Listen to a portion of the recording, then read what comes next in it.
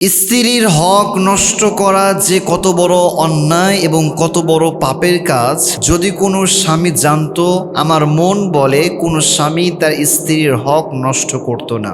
I believe that, এবং এটা আমি বিশ্বাস করি, আজকের এই লেকচারটা যদি কোনো হাজবেন্ড শুনে, সে হাজবেন্ড আর কখনো তার স্ত্রীর হক নষ্ট করবে না। যদি সে মানুষের বাচ্চা হয়, যদি তার ভিতরে সামান্যতম জ্ঞানও থাকে, আমার মন বলে সে তার স্ত্রীর হক আজকের এই লেকচার শোনার পর থেকে আর সে নষ্ট করবে না। প্রিয় কলিজার টুকরা ভাইরা, খুব মনোযোগ দিয়ে আজকে আমার লেকচারটা শুনতে হবে। হক হচ্ছে দুই প্রকার, একটা হচ্ছে হকুল্লাহ মানে আল্লাহর হক, আর আরেকটা হচ্ছে হকুল ইবাদ বান্দার হক। আল্লাহ তাআলার হক কোনগুলো? আপনি নামাজ পড়লেন না, এটা আল্লাহ তাআলার হক নষ্ট করলেন। আপনি হজ করলেন না, এটা আপনি আল্লাহর হক নষ্ট করলেন।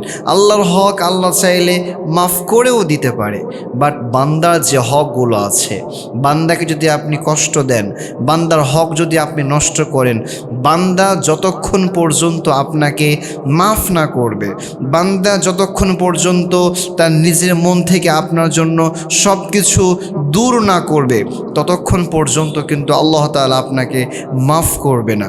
কাল কিয়ামতের ময়দানে যখন আপনি পাহাড় সম পরিমাণ নেকি নিয়ে উঠবেন, যখন আল্লাহ তাআলা হিসাবের জন্য আপনাকে ডাকবে, ডাকার পরে আপনার সামনে ওই সমস্ত ব্যক্তিদেরকে দাঁড় করিয়ে দিবে যাদের হক আপনি নষ্ট করেছেন।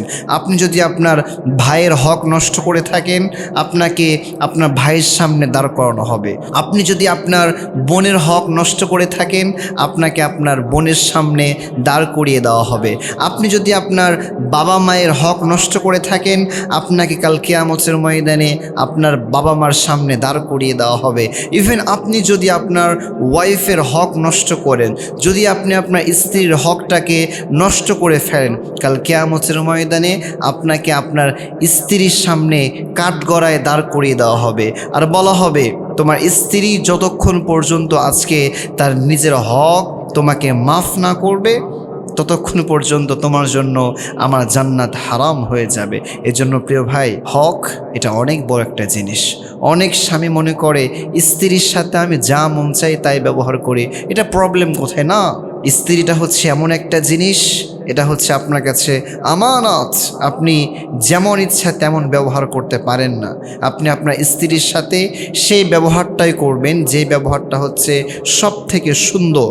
যদি আপনি আপনার স্ত্রীর সাথে খারাপ ব্যবহার করেন, আর স্ত্রী যদি আপনার জন্য তার মনের ভিতরে কষ্ট জমিয়ে রাখে, স্ত্রী যদি আপনাকে মাফ না করে, দ্য ডে অফ জাজমেন্ট, কিয়ামতের ময়দানে কিন্তু আপনি জান্নাতে যেতে পারবেন না। ওয়াশিরুহুন্না বিল মারুফ, তোমরা তোমাদের স্ত্রীদের সাথে উত্তম ব্যবহার করো, তোমরা তোমাদের স্ত্রীর সাথে ভালো ব্যবহার করো। যেই স্বামী তার স্ত্রীর কাছে ভালো, সে স্বামী কিন্তু আল্লাহ তাআলার কাছেও ভালো। আর যে স্বামী আল্লাহ তাআলার কাছে ভালো, সেই স্বামী আল্লাহ তাআলার জান্নাতে ঢুকে যাবে। আর যে স্বামী তার স্ত্রীর কাছে ভালো নয়, যে স্বামী তার স্ত্রীকে সর্বদা কষ্ট দেয়, আঘাত দেয়, দুঃখ দিয়ে কথা বলে, সে হাজব্যান্ড কিন্তু আল্লাহ তাআলার কাছেও ভালো হতে পারবে না। দেখবেন অনেক স্বামী এমন আছে যারা বাইরে অনেক সুন্দর মানুষের সাথে ব্যবহার করে, কিন্তু ঘরের ভিতরে স্ত্রীর সাথে ভালো ব্যবহার করতে চায় না।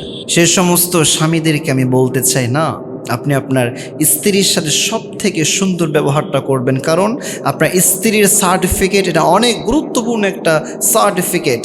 আপনার স্ত্রী যদি আপনার পক্ষে সার্টিফিকেট দেয়, আল্লাহ তাআলা আপনাকে জান্নাত দান করবে। আর আপনার স্ত্রী যদি আপনার বিপক্ষে সাক্ষী দেয়, আপনার বিপক্ষে সার্টিফিকেট দেয়, আপনার জন্য জান্নাত কিন্তু হারাম হয়ে যাবে। এজন্য স্ত্রীর হক নষ্ট করবেন না। আর স্ত্রীর হক নষ্ট করবেন বা কেনই বলেন তো? যে মেয়েটা আপনার জন্য তার নিজের বাপকে ছাড়লো, নিজের মাকে ছাড়লো, নিজের ভাইকে ছাড়লো, নিজের বোনকে ছাড়লো, যে মেয়েটা আপনার জন্য তার নিজের রক্তের সব আত্মীয় স্বজনকে ছেড়ে আপনার কাছে আসলো, সে মেয়েটার সাথে আপনি কেন খারাপ ব্যবহার করবেন? সে মেয়েটাকে আপনি কেন কষ্ট দিয়ে কথা বলবেন?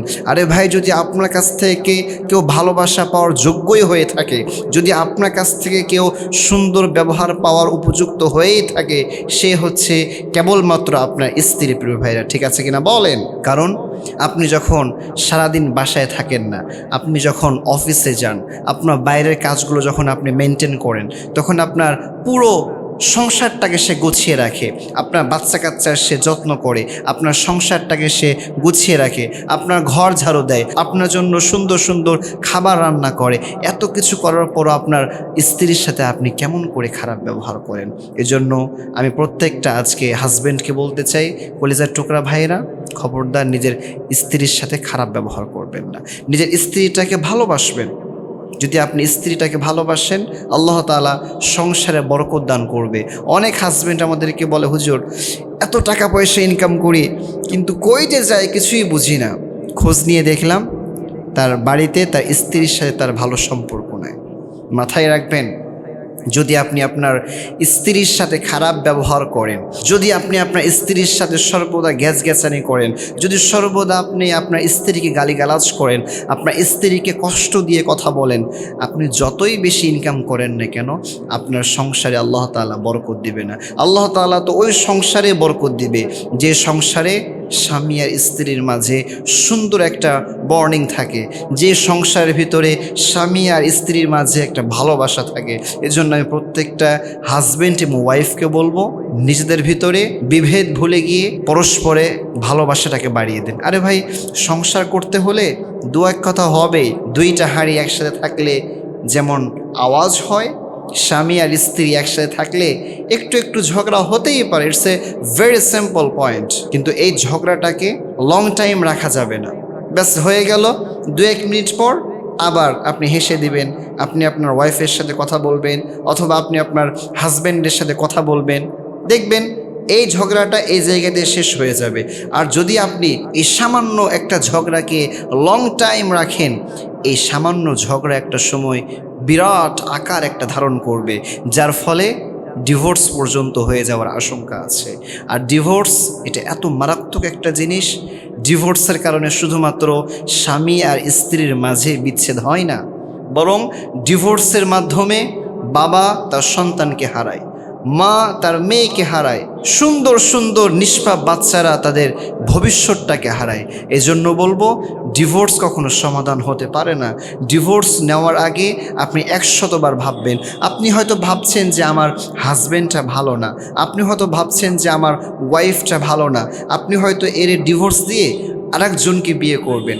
এর কি গ্যারান্টি আছে বলেন যে আপনি আপনার হাজব্যান্ডকে, আপনি আপনার ওয়াইফকে ডিভোর্স দিয়ে যে আরেকজন মেয়েকে বিয়ে করবেন, সেই মেয়েটা যে আপনার জন্য ভালো হবে, সেই মেয়েটা যে আপনার কাছে সব থেকে সেরা হবে, এটার কি গ্যারান্টি আছে বলেন? এজন্য বলবো, আপনার ভাগ্যে যা এসেছে, আল্লাহ তাআলা আপনার তাকদিরে যেটা রেখেছে, এটাকে একটু আপনি মানিয়ে নেন। দেখবেন আল্লাহ তাআলা এই সংসারটার ভিতরে একটা সময় গিয়ে এত সুখ দান করবে যা আপনি কল্পনাও করতে পারবেন না। এজন্য আমি প্রত্যেকটা হাজব্যান্ড ওয়াইফকে বলবো, পরস্পরের ভিতরে ভালোবাসা বাড়িয়ে দেবেন, কেউ কখনো কারো হক নষ্ট করবেন না, গালিগালাজ করবেন না, সংসারের ভিতরে যেন কোনোভাবে অশান্তি তৈরি না হয়। আল্লাহ তাআলা প্রত্যেকটা হাজব্যান্ড ওয়াইফকে একসাথে মিলেমিশে থাকার তৌফিক দান করুন। সকলে পড়ছি আমিন।